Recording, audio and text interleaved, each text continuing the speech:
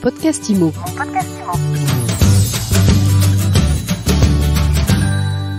Bonjour et bienvenue dans ce nouvel épisode de mon podcast IMO.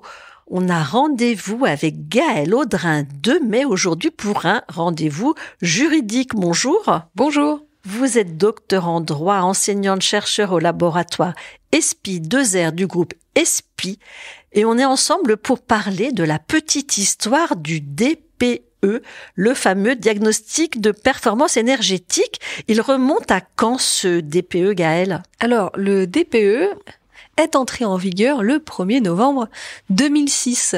L'objectif, c'était de mesurer la consommation énergétique d'un logement. C'est toujours le même objectif aujourd'hui d'ailleurs. Et il est devenu à ce moment-là obligatoire en cas de vente immobilière. Et cette règle a été étendue pour les locations et donc pour les bailleurs le 1er juillet 2007. Quelle valeur il avait en 2006, le DPE ? Alors, il s'agissait d'une valeur purement informative. Il n'était en aucun cas opposable aux bailleurs ou aux vendeurs. Et puis, il n'y avait que très peu, voire pas du tout, en fait, de sanctions pour une erreur malencontreuse qui aurait pu s'y glisser. Et il y en a eu des erreurs. Vous écoutez. Alors, des erreurs, oui et non. Toujours est-il que le DPE était particulièrement subjectif parce que c'était un DPE qui, pour la plupart des DPE, qui étaient réalisés sur facture. Et donc, avec un élément subjectif, en fonction du nombre de personnes dans votre bien, en fonction de votre utilisation, en fonction du fait que vous soyez économe fondamentalement ou pas en énergie, eh bien, forcément, votre consommation varie.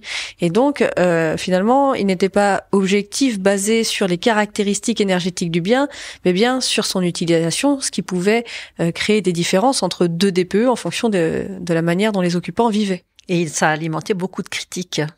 Évidemment, parce qu'à partir du moment où un élément d'information n'est pas considéré comme fiable, ou du moins qui est considéré comme un peu flou, eh bien, on passe à côté en grande partie de son intérêt, puisque son intérêt, c'était de faire rentrer la performance énergétique comme élément de la vente pour conduire les gens à aller rechercher des biens de plus en plus performants, pour conduire les propriétaires aussi à faire des rénovations énergétiques régulières, pour permettre aussi aux locataires de pouvoir envisager des biens qui est moins consommateurs et donc leur permettant de faire des économies, de moins dépenser pour se chauffer ou refroidir le logement.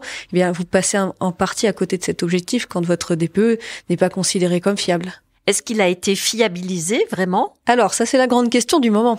C'est la grande question du moment parce que lorsque on a voulu renforcer par les lois énergie-climat et climat-résilience des dernières années la lutte contre les passoires thermiques et conduire de plus en plus à rénover ces logements très peu performants, eh bien, il a fallu fiabiliser le DPE. En tout cas, on a essayé.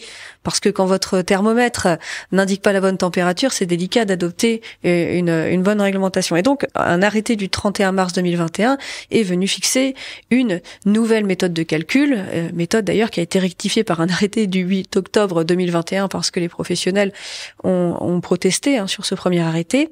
Et l'objectif, c'était de rendre beaucoup plus objectif la méthode, de calculer la performance énergétique du bien sur ses caractéristiques propres. Ça a marché ? Alors, difficile de vous dire oui, malheureusement, et je le regrette. Je le regrette parce qu'un DPU fiable serait, dans la lutte contre les passoires thermiques, un outil précieux. Or, deux études sont sorties, plus ou moins récemment. D'abord, une étude de l'UFC Que Choisir, qui a été publiée en septembre 2022 et qui démontre de graves problèmes de fiabilité dans le DPE. Je vais vous citer une partie de cette étude qui est quand même très intéressante. Parmi les 7 maisons qui ont fait l'objet de nombreux diagnostics, entre 4 et 5 chacune, 6 d'entre elles ne se sont pas vues reconnaître la même classe énergétique. La deuxième étude que je voudrais vous citer, c'est Elowatt, 4 janvier 2023. 71% des DPE ne correspondent pas à la consommation d'énergie qu'on peut mesurer avec les compteurs communicants type Linky. Bon, alors tout ça, c'est très embêtant quand on connaît l'impact de l'étiquette sur notamment l'interdiction de mise en location derrière des biens. Effectivement, c'est délicat d'interdire de louer un logement aujourd'hui G, en tout cas une certaine partie des logements classés G, et à l'avenir des logements classés F ou G, si en fait on ne sait pas s'ils sont vraiment classés F ou G. Donc il est, de mon point de vue, absolument urgent d'agir pour corriger ces imprécisions des DPE et pouvoir s'appuyer sur un outil particulièrement fiable. Qu'est-ce qu'il faudrait faire? Alors les professionnels de l'immobilier pointent deux problèmes principaux. D'abord, la méthode de calcul qui leur paraît pas encore optimisée, pas encore fiabilisée, et donc peut-être qu'il y a encore un travail à faire là-dessus. Et ils pointent un deuxième sujet, c'est la formation des diagnostiqueurs et parfois le sérieux de certains dans leurs fonctions. Et donc, ils appellent à un encadrement plus important de la filière, de formation et de contrôle. Un encadrement, évidemment, que vous soutenez. Est-ce que côté jurisprudence, il y a eu des choses intéressantes sur ce sujet ces derniers temps? Alors, il est un peu tôt parce qu'on a assez peu de contentieux pour l'instant pour vous répondre.